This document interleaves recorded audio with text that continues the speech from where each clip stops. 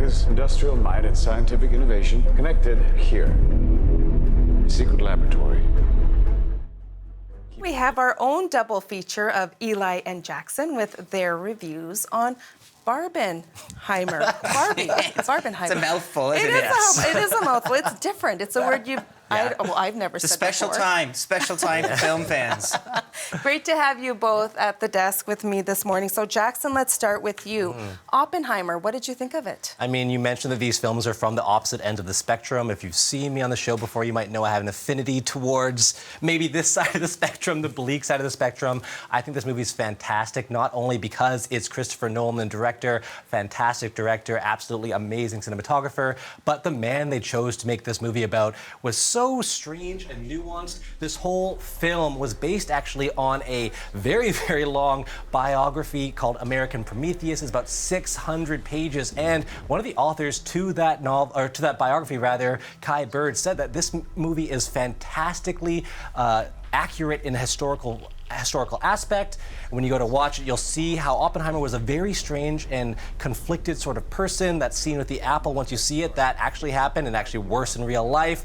We cut out the part where Oppenheimer tries to attack a roommate. We cut out many other parts, but the actual aspect of him being conflicted about what he did, lead Project Manhattan, create the atomic bomb that was dropped on Japan, both atomic bombs that are dropped on Japan, is absolutely accurate. And the depiction of that man by Cillian Murphy is fantastic. I want you to take a listen to how that conflict, how that emotion comes through in his performance. We'll never get the best.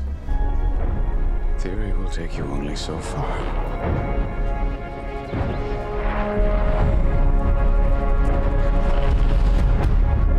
I don't know if we can be trusted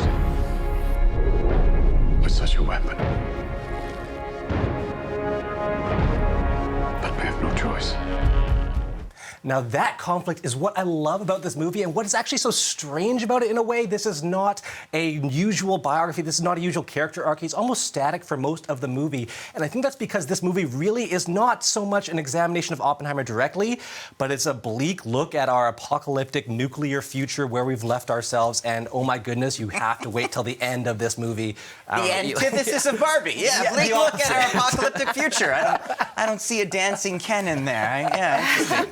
Okay, Eli.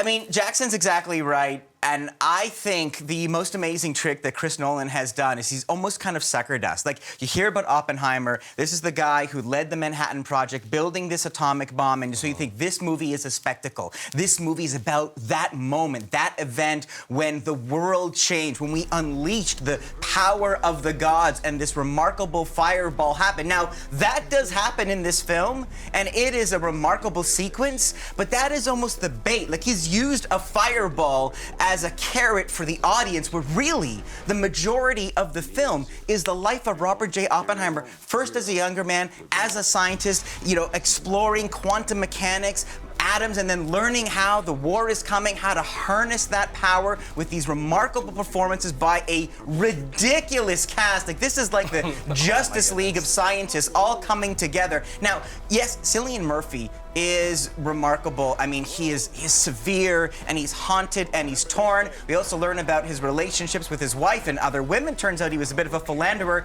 but he is balanced by a wonderful performance by Matt Damon, and Matt is almost unhinged. He's so gloriously just human as the general, trying to organize all these geeks to build a weapon of war. So I want you to take a look at this scene with General Groves, and also keep your eyes out for David Krumholtz. He plays one of the Jewish scientists and kind of a critical friend of Oppenheimer. Let's take a look. Why? Why? How about because this is the most important thing to ever happen in the history of the world? You're the great improviser, but this you can't do in your head. Are we saying there's a chance that when we push that button, we destroy the world? Chances are near zero. Near zero. What do you want for theory alone? Zero would be nice. It's so good. It's so subtle. Some really funny moments. And there are moments of comedy, but only little ones. A lot credit to Matt Damon there. We haven't even mentioned Robert Downey Jr., who is remarkable as this politician who, in kind of after after the bomb goes off is trying to railroad Robert J. Oppenheimer. And that's the thing. You might not be prepared for how much of this movie is what comes next. The fireball is just the meat of the sandwich, but there's everything before and everything after. So I almost want to temper the audience's expectations. This is a movie with a lot of people, mostly men, in rooms talking about stuff and science and ethics. And at the end of the day, it is about that kind of moral idea of struggling with what he did and trying to justify that decision of putting those bombs over Japan to himself. Still, remarkable feat of filmmaking. Okay, so 2 thumbs up.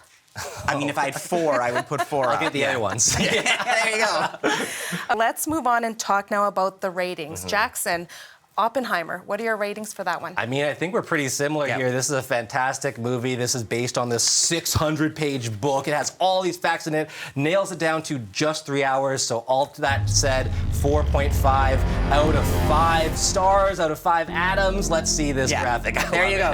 And you don't have to run it again. That's my rating also. I think this is an amazing act of cinema. It's got the serious, it's got the spectacle. Near perfect, it's just about really preparing your expectations for what you're also watching. Okay.